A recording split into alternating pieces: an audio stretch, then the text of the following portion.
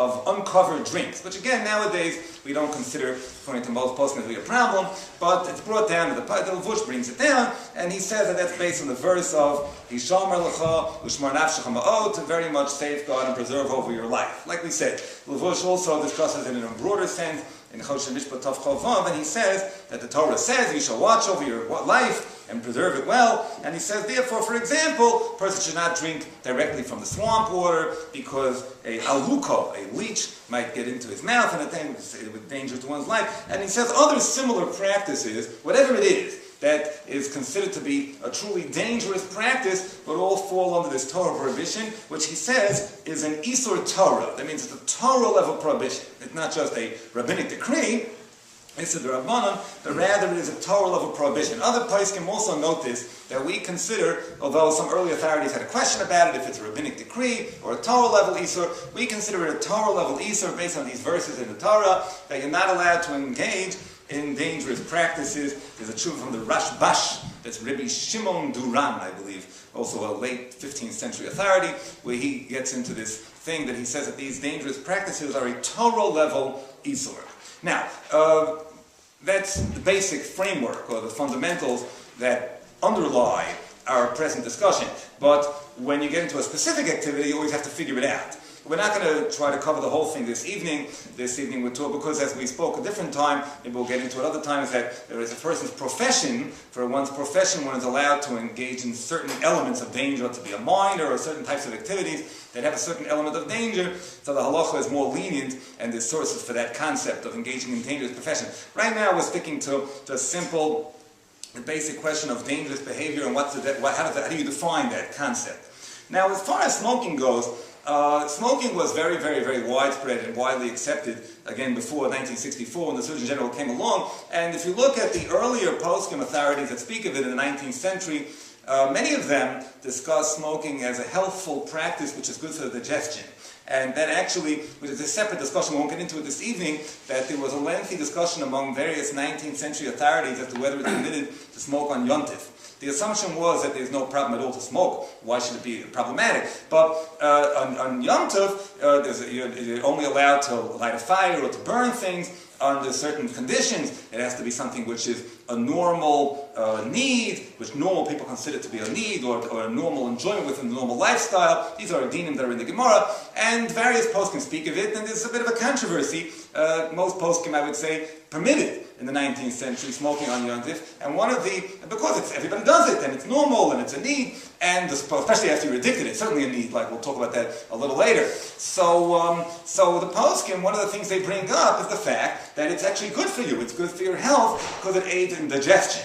It helps you digest the food. I'm never having smoked, I can't speak to this one way or the other, but this was something which was widely accepted, and perhaps it's so, it gives you cancer and emphysema and everything else, and it aids in the digestion. But this was something which was spoken of in very positive terms in the 19th century, and that most poskim did not have a problem with it, in other words, with categorizing smoking as something which is not only okay, but which actually fulfills a kind of basic human need, and something which is a normal part of the lifestyle, and therefore it should be permitted to smoke on Yom Tov also.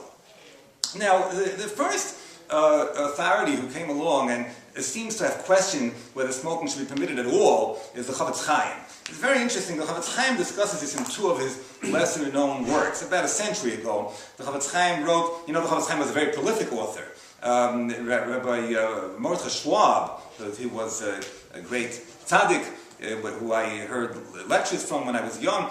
He, I believe, was at the funeral, if I'm not mistaken, of the Chavetz Chaim, and he said he remembers at the funeral they piled onto the coffin all of the books that the Chavetz Chaim had written, because the Chavetz Chaim had a practice of never writing anything unless it was for a public need. He didn't just write to show off his erudition, or to publish to get ahead, like you do in the academic world. He published because he sensed a need that the public had, either talking Lashon Hara, or Hilchos Shabbos, Halacha, whatever the need was, he would exhort people about whatever he felt people needed to be admonished, and that was what he concentrated on. He lived a long life and wrote many, many works. So some of them are well known today, Mishnah Berurah, Chavetz Chaim, etc. Some are less well known. A couple of lesser known works of the Chavetz Chaim is a work called Zechor LeMiriam, which is most likely largely about refraining from bad talk. There's Chor Miriam. Remember what happened to Miriam when she talked evil about Moshe. And then there's another work called Likutei Amorim, collected talks of the Chavetz Chaim. So in these two works, Chavetz Chaim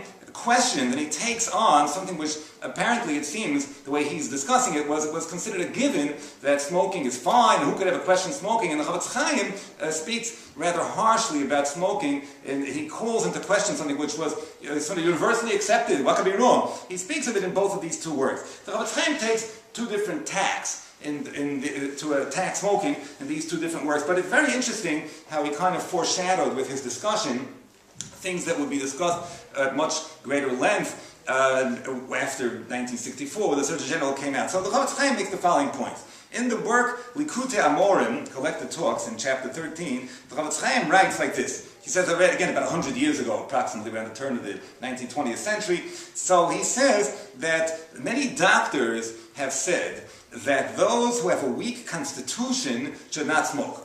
Because, in other words, this apparently was already recognized, interestingly enough, many decades before the Surgeon General, that those with a weak constitution, smoking has a bad effect on them, to smoke cigarettes, ishun cigarios, because it takes away his strength, it makes him weak, and sometimes could place a person's life in danger. The Chavetz Chaim is writing already over 100 years ago or so, and says that this is what the doctors say, that someone who is a weak constitution, it's bad for the health, it makes you weak, and it could even put your life in danger to smoke. So the Chavetz Chaim says like this. He says, I spoke many times with weak people who were frail and weak and sickly, and they're smoking. And I said to them, what are you doing smoking? The doctors say that you shouldn't smoke if you're weak. So they said that they recognize themselves that the smoking is bad. In other words, that they attest themselves. They see the bad effect that the cigarette is having. But, because they became accustomed to it, so they find themselves unable to separate from it. In other words, Chavetz Chaim already speaks of addiction. He doesn't talk about it in today's modern day terms, but he writes explicitly that he asked people, what are you doing smoking with it? Everybody knows that the doctors say that weak people can't smoke, and they responded that once they got into the habit, they habituated themselves, they're unable to separate themselves. So the Chavetz Chaim writes, "V'amarti lahem." I said to them, who permitted you to accustom yourself to it in the first place? It's all very nice that now you're accustomed and you tell me that you can't quit. But what was your heter? How did you permit yourself to get accustomed to it? The Hargal Atzmo. First of all, the Chavetz Chaim says, what do you do with the pasuk?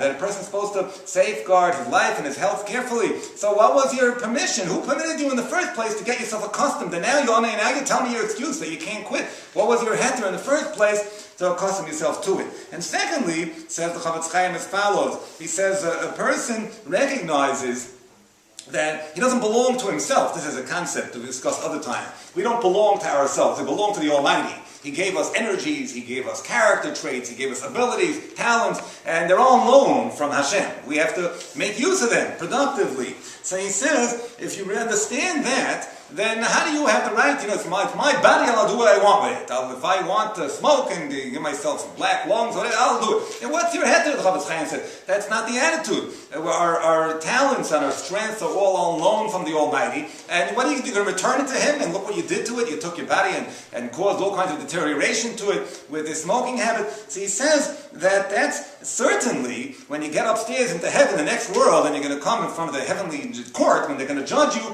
they're going to demand of you all of those energies and all the physical abilities that you had and which you caused to deteriorate and to ruin because of the smoking habit of yours. So, and you did it yourself. You did it to yourself, and you won't have any response to the heavenly court. Vadai yitval lebesoif ledin al zeh. That's the language of Chaim. You'll certainly be called to account before the judges in heaven for this thing. So that's one place that the Chavetz Chaim discusses this. As you could see, and this is noted by some of the more contemporary authorities, the Chavetz Chaim already foreshadowed the whole discussion. It happens to be that in his time, it was only recognized that people with weak constitutions have a problem. But once you accept the basic fact that there are people who have medical issues with smoking, the Chavetz Chaim wrote the whole thing already. The whole thing is discussed 100 years ago. And it's also, and who permitted you to get addicted in the first place, etc., etc. The whole thing is already discussed in the Chavetz Chaim. Second place, in the Zechor L'Miriam, the Chavetz Chaim takes a somewhat different tack, but it's interesting to see what he says over there also.